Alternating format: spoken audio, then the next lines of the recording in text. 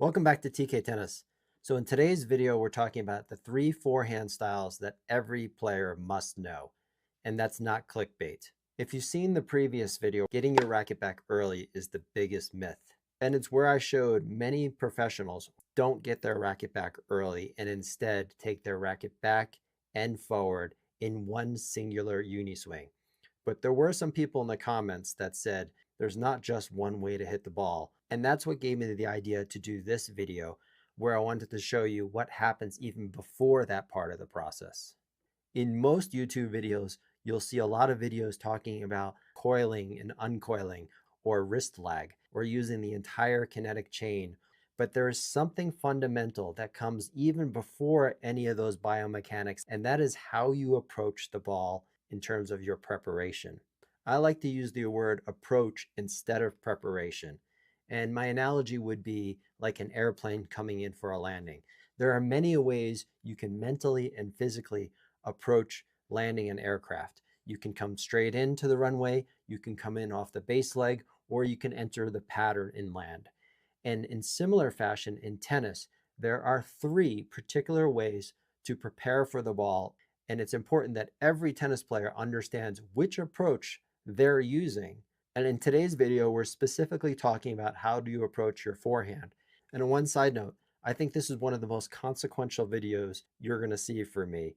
And if you like this video, please remember to like and subscribe and even share this video with other tennis players because I think it's that important and you won't see it anywhere else. As you can see here on the screen, there are 3 types of approaches. One is the measured approach, the second one is the natural approach, and the third one is the early approach. Let's review each of those in slow motion, and then I'm going to talk to you about the pros and cons of each. Now, the first one we're going to talk about is the measured approach.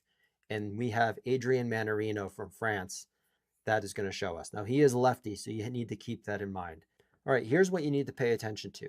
As soon as his opponent strikes the ball, you're going to see Adrian starting to bring his racket back in a very slow but smooth fashion. So you'll see that before the ball is coming over the net, he starts to bring the racket back. So it's a unit turn, and he just continues to take the racket back a little bit further. But you're going to notice the ball bounces right here. And what I want you to pay attention to is notice that his arm is facing towards his side and it's not facing towards the back. It means his swing is abbreviated. You're not going to see his backswing go too far behind his body. You'll notice that he takes it back slowly and then he transitions into his forward swing. So let's watch that one more time. The ball's coming towards him. He brings the racket smoothly back and then he transitions right to a forward swing. So in essence, this is also a uniswing where the backswing and the forward swing are one singular motion. All right, now let's take a look at the natural approach. And here we have Sebastian Corda. And the natural approach is what the vast majority of professional tennis players do. And in that video where I said getting your racket back early is the biggest myth, this is what I was showing, that most of the pros wait for the ball to bounce before the majority of the backswing and forward swing happens, which is also a uniswing. Now, as his opponent strikes the ball, notice that Sebastian has not started his turn yet, where Adrian Mannarino has started his turn. Now you have Sebastian taking his unit turn, and as the ball bounces, now you're going to see his arm come back even further. So instead of where Mannarino is going forward with his swing at this point, Sebastian is going to take his racket back even further into full backswing, as you see right here, and then he's going to transition to the forward swing. So it's one fluid motion, but it's a bigger swing where it relies on a full backswing that comes back behind the body, as you can see here. And you can see the difference between what Mannarino is doing and what Sebastian Corda is doing right here, where his racket is much farther back. Now we're going to jump to the early approach. And here we have Echenverry, who's a great example of this. So as his opponent is striking the ball, watch how quickly that Echenverry is going to bring his racket back. Now the ball has not bounced yet, it's just crossing the net. And you'll see Echenverry, so his hands are fully away from his body, and his racket is, in the old saying, his racket is back and prepared. And you can compare that to Sebastian Corda here, and his racket is not back and it's not fully prepared. He's just beginning his unit turn. And the same thing for Mannarino right here. The unit turn has been made, but the racket is not in a back position or in an early preparation stage. Now we're going to move this forward a little bit and watch Echenverry. His racket is fully prepared. The ball has not bounced yet. Now it's going to bounce, and notice that it's at a complete standstill. It is fully prepared and it has stopped, as opposed to the measured approach, where the natural approach, where it's one continuous motion, or as I like to call it, a uniswing. And now he decides to swing and strike the ball, and that is the early approach. Now let's watch a few players in full speed. Let's start with the measured approach and Adrian Mannarino. Racket smooth, slow take back. Watch it on this next shot, the forehand. It's a slow take back. His arm stays to his side. He has the wrist lag, and he strikes the ball. Now in full speed, nice and smooth uni swing. That's an abbreviated swing. Now let's take a look at Sebastian Korda with the natural approach. Ball bounces, full swing, one fluid motion once the ball bounces, full backswing, and full forward through. Now let's watch Carlos Alcaraz also with the natural approach. Ball bounces, full swing, full backswing, full forward swing. Bounce, full swing. Now let's take a look at Serena Williams with the early approach. Watch how quickly her racket gets into the full back position. So she doesn't wait for the ball to bounce. She's already in a full preparation state in the early approach. Now we're going to come back to the measured approach, and we're going to watch Carousel, who also uses a very smooth, deliberate, and compact swing. As soon as the ball's hit, he's starting to bring the racket back slowly but smoothly. And now we're going to see Echenverry again with the early approach and the full take back. Full take back and swing. Now before we go into the pros and cons of each one of those, I also decided to hit each one of these strokes from a side angle using myself as the subject. Notice the early approach where I'm fully prepared, my racket and hand are far away from my body. The natural approach where the ball is bouncing, and then you're going to see me take a full swing. Notice how my arm is lagging far behind my body, versus the measured approach where my arm is more towards the side and I'm doing an abbreviated swing. Let's talk about the pros and cons to each, and then talk about which one of these approaches should you be using. So the measured approach, the pros are it's a compact swing and it's easiest to hit the ball out in front. Now the positioning is also important because the measured approach keeps the hands closer to the body and it's easier to move. The farther your hands get away from your body, the more you inhibit natural movement. Now what are the cons for the measured approach? It's a potential lack of easy power. Since the backswing is not as big, some people may have trouble generating more power because you don't have as much momentum with a big backswing. And it's also harder to generate spin for, once again, because you don't have as big of a backswing. So you may not be able to generate heavy topspin like some players that use either the natural approach or the early approach. But make no mistake about it, you can still hit spin effectively with a good wrist lag like you see here with Mannarino. Let's move on to the natural approach. What are the pros and cons? Well, the pros are, the name speaks for itself, it's the most natural. It's sort of the bounce, hit, or bounce swing technique.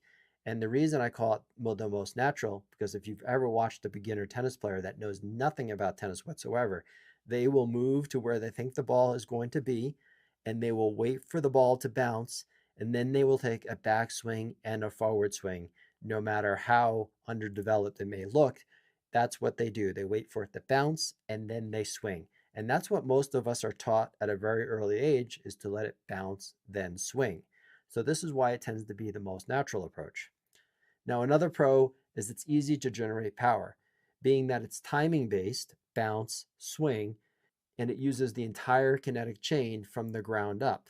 Whereas the measured approach, it uses less lower body and it uses a little bit more from the waist up, where the natural approach drives from the ground up. And another pro to the natural approach is that every style, the modern forehand, the next gen forehand, and even the gull wing forehand are all common within the natural approach, meaning the bounce hit technique. So no matter how you have your racket positioned in terms of your wrist being pronated, whether it's high, whether the racket's high, or whether it's low, or whether the wrist is pronated, or whether you have a gull wing high elbow style. All of those styles fall within the natural approach and the bounce hit technique. Now, the cons of the natural approach are potentially with bad timing, you're more likely to hit the ball late than you do with the measured approach. And the reason is because you have a bigger backswing, you have more opportunity to hit the ball late and not get the ball out in front of you, like you would have an easier time with the measured approach. And it may be difficult for some beginners, even though it's natural. Some beginners may feel like they want to get their racket back and prepared earlier. I generally advise against that because getting your racket back earlier gets your hands farther away from the body, which makes it harder to position yourself properly. And it's sometimes maybe harder for players with less athleticism or starting out later in life. All right, let's go to the early approach and talk about the pros and cons. The pros are a big swing offers the opportunity for big power. So because you have the racket prepared so early and the racket is far away from your body and the hands are far away from your body, if you hit it properly, you can swing really big and generate big power. And you'll notice that with people like Serena Williams, who's known for a lot of power, and even Etchenberry here, with proper technique, you can hit a lot of power. And simply, some people may find it to their liking getting the preparation done early, even though it seems a little bit less fluid. Now, what are the cons? It's less fluid and it has less momentum because the racket is typically coming to a stop and go, and it's not a uni swing. It has a separate backswing typically and a separate forward swing. And shots are harder to disguise. When you get your racket back earlier, it's easier for your opponent to see where the ball is likely to be hit because the racket comes to a stop and they can see when you start your swing. And of course, because it's such a big swing, you have more opportunity to hit the ball late and mistime the ball. So you'll see more mishits with the early approach than compared to the natural approach or the measured approach. And the biggest drawback, I think, with the early preparation and the early approach is that it inhibits movement. And this is the biggest problem. In the 70s and 80s, the early approach was the most common approach in tennis. But since then, movement has become even more paramount in professional tennis or even recreational tennis. And if you get the hands far away from the body, it is just less effective or it inhibits movement and it's harder to move efficiently compared to the other two approaches. And for me, I think that's the biggest reason that most people should stay away from the early approach because it inhibits movement so much. If you ever noticed, if you get set really early in your racket back, it's hard to move. You sort of get planted onto the court. All right, so I think there's only one question to answer is which approach is best? And there is no such thing as best. It comes to which one is the most efficient. And that really depends. Each person may be a little bit different. But the fact is, most professionals and most recreational players do use the natural approach. Sometimes they're not even aware of it, but they wait for the ball to bounce and then take a backswing and a forward swing in one motion. If you're a beginner, an early stage player, you may find the measured approach to be really nice and effective because it has a more compact swing and it really promotes hitting the ball out in front and worrying about your contact and how you address the ball versus a big backswing, which gets a lot of people into trouble in the beginning stages when they're learning how to play. So I would say for many people, the measured approach might be a nice way to go, especially if you're starting later in life. You don't have to worry about a big swing, and it probably requires the least amount of athleticism because everything is a little bit more simple. Just like in the pro ranks, most people probably should be using the natural approach or the bounce hit mindset because it is the most natural. Either one of the measured or natural, you can't go wrong with either one of them. What I like about the measured approach is that you can easily graduate to the natural approach from the measured approach over time. So you might start with a measured approach or even practice a measured approach and then move on to a natural approach. That is not the case with the early approach. This is the one that's the most forced, where you have to be taught to create a habit of getting your racket back early.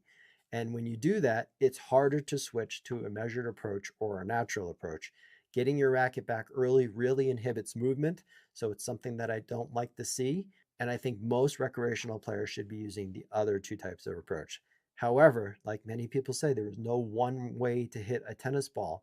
So if you're someone who's more comfortable getting your racket back early, by no means should you change to a measured or a natural approach.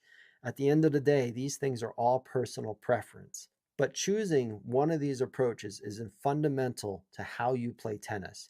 Everything else in terms of biomechanics and kinetic energy from the ground up, whether you're driving with your feet and the coiling and uncoiling of your hips and your shoulders and the wrist leg, are secondary or it comes after this. It's really important for you to choose an approach type, get comfortable with that, and then you can add on the full biomechanics. So that's it for today's video. Thanks for watching. If you found this informative, and go out and pick your approach and play some more tennis.